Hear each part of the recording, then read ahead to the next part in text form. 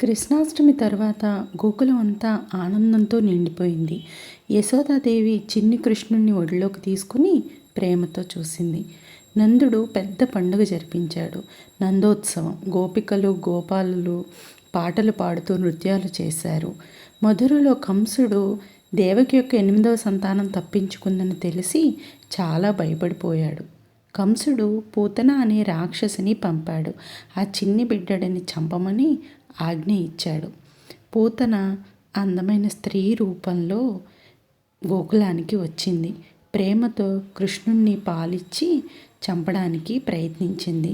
కానీ కృష్ణుడు ఆమె అసలు రూపాన్ని గుర్తించి పాలిచ్చేటప్పుడే ఆమె ప్రాణాలను తీసేశాడు.